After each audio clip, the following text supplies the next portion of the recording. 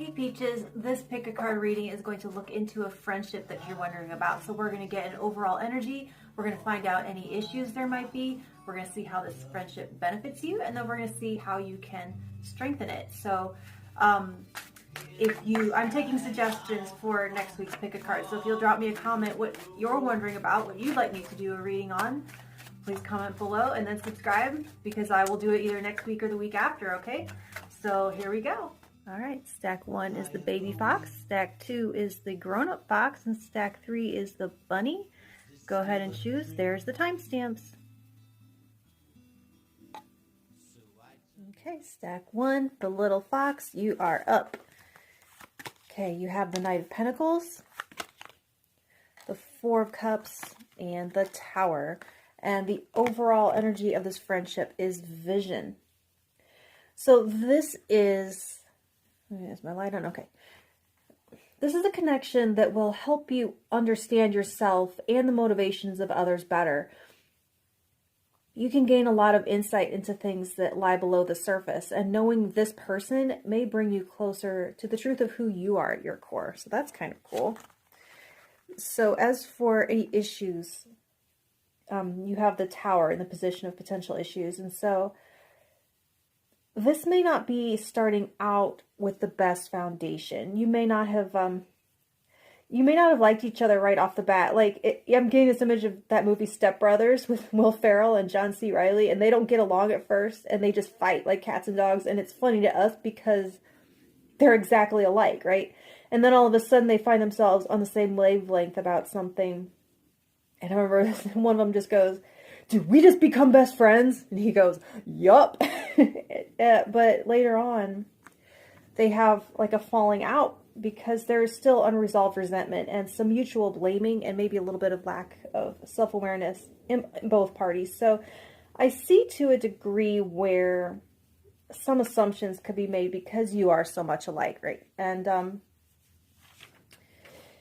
also a potential for there to be some triggering because of it. Like the most annoying thing about them to you is pointing to something in your own shadow. So this could result in a deep friendship that you could really learn something from. And that could not develop properly if you start off on the wrong foot or don't communicate about misunderstandings. And I feel this person may upset some of your more comforting worldviews or rock some of your limiting beliefs. And if you're pointing the finger at them and not asking yourself some introspective questions, then you are missing out on something almost revolutionary developing. So how it benefits you, the Four of Cups. It's good for you in that I think this friendship will help you see things that you've taken for granted or been disappointed by. And this person is definitely different than previous friendships, and it's not more of the same. So conversations with this person may help you see your own potential and see yourself from a more objective perspective. I see you getting outside of yourself because you've met them, and I think their problems will help you put your own problems into perspective. Like, no matter how rough things can get, at the end of the day, you wouldn't trade places with anyone else. Also, I'd say this friendship is anything but boring, and you may have been needing someone to pique your interest into new areas. So, you have the Knight of Pentacles for how to deepen the connection, and this really tracks with having the Tower as potential issue. This is talking about taking those material world steps to make the foundation something of integrity. And the only way to do that is consistency, time, and commitment, basically. So to be the best friend that you can be for this person, you will have to be the grounded one, to show up as your true self without pretense, no masks. And this means being things like the designated driver, responding to their life problems objectively and pragmatically. You'll also need to invest in yourself, nurture yourself, practice good self-care, and demonstrate a steadfast commitment to your own forward motion. And it's up to them if they decide to come along for the ride or not.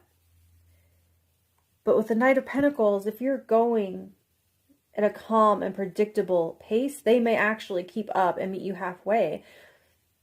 the more consistently you show up for yourself to build your own future, the more solid this foundation. Overall, I don't necessarily see this as a lifelong thing, at least not for everybody. Some of you, it's possible, definitely. If, yeah, you do that long-term daily commitment to showing up. But it's more like something that comes in to wake you up about yourself. Okay, get these in frame. And shake you free from a stuck place. And once you're moving forward again, taking the truths that you gather from knowing this person and invest them back into your own energy, you may find yourself less attached to whether or not they grow with you. Although you will want them to, you wish the best for them, and it would be nice if they could grow too, and some definitely will.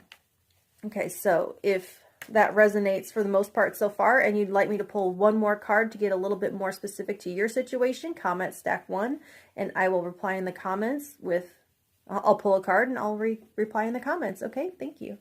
Okay, stack 2, you're up with the big fox. Okay, you have the Lovers, the 3 of Swords in reverse, and the Devil. All right, this is a knuckle cracker. And you have emotional healing as the overall energy. So it is immediately clear that you wish this friendship would develop into something more. And if that's not you, go ahead and choose one of the other stacks, because this one is trying to be a love reading. As much as I try not to make everything a love reading, this one insists. Okay, so for potential issues, you have the Devil. And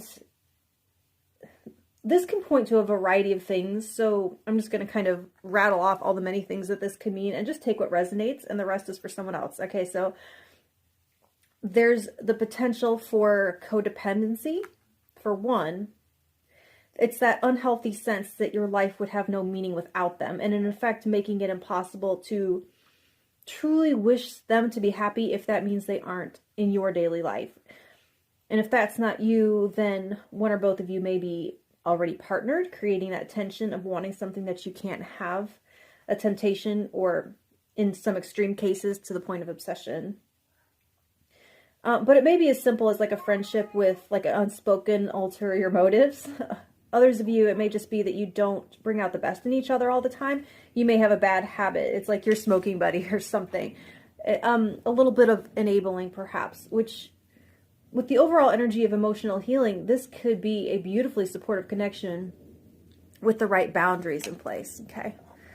So why this is good for you. You have the 3 of Swords in reverse with emotional healing. This could not be more fitting with this. They mean kind of the same thing. Whether it moves to the next level or not, this connection has the potential to heal some past wounds and to teach you about unconditional love. To have someone in your life reflect back to you the best version of yourself, and the distance I'm seeing, which can be difficult, actually it serves a purpose in your growth. All right, I'm going to go get that cat. Hang on a second. I'm going to get the cat because she just wants to be in the video. She needs her lovin's. The cat's mad because she needs to get her lovin's. Okay. Sorry, she wasn't going to be quiet. Okay. I'm sorry. Because they aren't your romantic partner in the traditional sense, at least not yet anyways, you have to treat them and yourself differently. And you have a chance to become completely yourself, to be whole again when you aren't seeing yourself through the lens of coupledom. And you have a better chance of something next level forming and lasting if you can be patient and not force it before it's time. To heal your wounds first and remove that vulnerability to codependency. It's like if you get your way on your timing, it may end up like past relationships. And doing this healing first, it sets you up for success later. So how you can deepen the bond, the Lovers. It's like the opposite of the Devil. Look at that imagery. It mirrors it kind of. And this is a very straightforward reading. It rise above your lower vibrational impulses. And no shade, I've been there, honestly. So let the unconditional love of this friendship, uncomplicated by romantic entanglement at this point, support you while you become whole and while you repair your heart and learn to love yourself, right? And in so doing, you can choose romantic love from a healthier place, in a place you're both free to be with each other openly and not behind someone's back.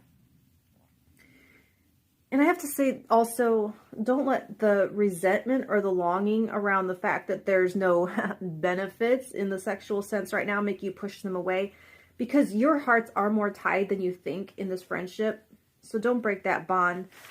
Everyone wants a partner, not a project, right? So be your own project. Be a true and genuine friend to them and love them unconditionally, even if you are still learning how to do that for yourself. You don't have to love yourself before you can love someone else, but it is still a goal. It's like lovers may come and go out of both of your lives, and you may not be single at the same time and seem to miss each other's openings, just like in the movies. But when the time is right, you can create something permanent and just not another one that's going to come and go. It's a little kind of like in the movies where you both realize that you've always been the one right under your nose all along.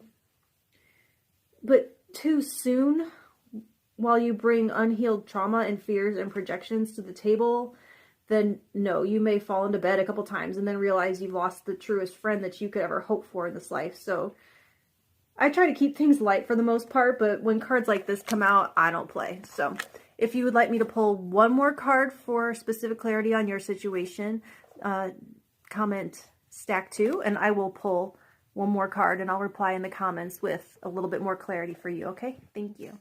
All right, stack 3, the bunny, you're up. You have the Ace of Swords, 5 of Swords in reverse, and you have the Star in reverse. The overall energy of your friendship is harmony. So this person may balance you out really well, or getting along is just easy. And I think for some of you, you make great collaborative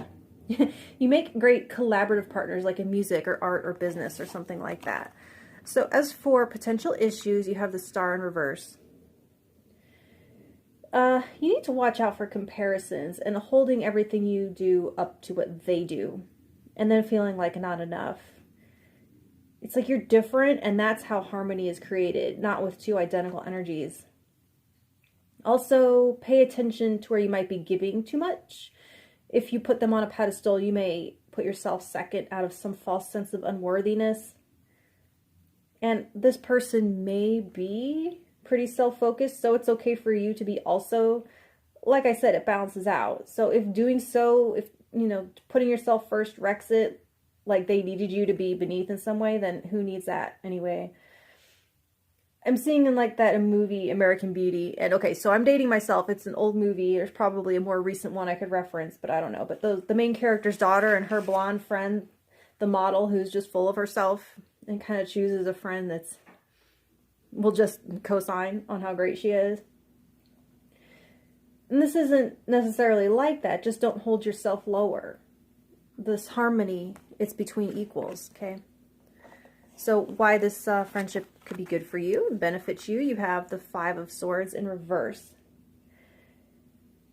You may be learning a lot about compromise. And for some of you, the roles I was seeing earlier may be reversed, and maybe you may be learning to harmonize with another without always being in the spotlight, the soloist. Disagreements with this person may be more creatively productive. Okay, so I just watched Bohemian Rhapsody with my son, and remember when Freddie Mercury goes off to attempt a solo album and realizes that the conflict he was running away from with his bandmates, hoping that he'd be happier surrounded by yes men to carry out his vision, it did not create worthwhile results. He needed the pushback because it made him better. And this learning to deal with pushback that makes the outcome better, and that winning every time and always getting your way hasn't always gone super great. And also recognizing different places in life aren't better or worse. For everything they have that you don't, you have something they don't, and it balances out. For how to deepen the connection, you have the Ace of Swords. Make sure you're speaking your truth with them always. Your integrity will get you that respect that you seem to crave here.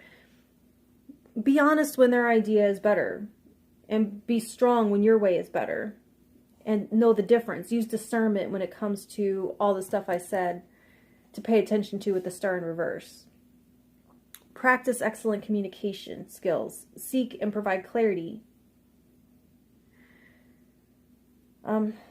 Also, allow them the same honesty. They shouldn't be afraid to speak their truth to you any more than you should be to speak it to them.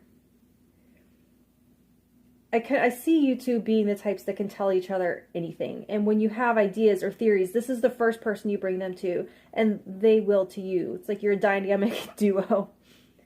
Also learn each other's language, like including love language and unspoken communication styles. Like the guys in Queen kept saying to him, like, we're family. So that's what I'm getting. And if you would like a little bit more clarity, type stack 3 in the comments, and I will pull one more card and get you just a little bit more information to your individual situation. Okay, thank you.